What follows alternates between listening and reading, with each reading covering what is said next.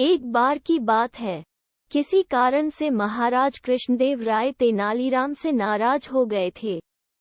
वे उनसे इतना नाराज हो गए थे कि उन्होंने कहा, पंडित तेनालीराम, अब आप हमें अपनी शक्ल नहीं दिखाएंगे और अगर आपने हमारे आदेश का पालन नहीं किया तो हम आपको कोड़े मारने का आदेश देंगे। महाराज की यह बात सुनकर तेनालीराम वहां से चुपचाप चले गए।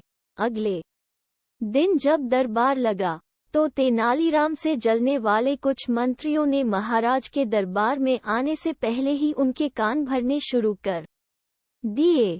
उन्होंने कहा, महाराज आपके मना करने के बावजूद तेनाली दरबार में आ पहुंचे हैं।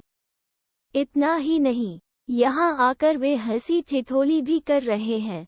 ये तो आपके आदेश की अवहेलना है। उन्हें इसकी सजा मिलनी ही चाहिए। ये सुनकर महाराज आग बबूला हो गए और अपनी गति दोगुनी करके दरबार की ओर बढ़ने लगे। वो जैसे ही दरबार में पहुंचे, उन्होंने देखा कि तेनालीराम अपने मुंह पर एक मटका पहने दरबार में खड़े हैं। बस उनकी आंखों के आगे मटके में 2 छेद थे। उनकी इस हरकत को देखकर महाराज कृष्णदेव राय ने गुस्से में उनसे कहा, पंडित तेनालीराम, हमने आपसे कहा था कि आप हमें अपनी शक्ल नहीं दिखाएंगे। फिर ऐसा क्या हुआ कि आपने हमारे आदेश का पालन नहीं किया? महाराज की बात पर तेनालीराम ने कहा, महाराज, मैंने आपको मेरी शक्ल कहाँ दिखाई?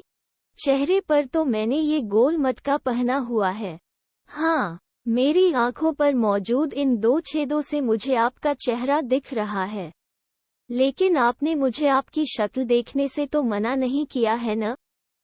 तेनालीराम की यह बात सुनकर महाराज कृष्णदेव राय की हंसी छूट गई और वो ठहाका मारकर हंस पड़े। उन्होंने कहा, पंडित तेनाली, आपकी बुद्धि के आगे हमारा गुस्सा करना मुमकिन ही नहीं है। अब इस मटके को उतारें और अपनी जगह पर बैठ जाएं। कहानी से सीख। इस कहानी से ये सीख मिलती है कि परिस्थिति चाहे जैसी हो, उसे अपने पक्ष में किया जा सकता है। बस इसके लिए दिमाग से काम लेने की जरूरत है।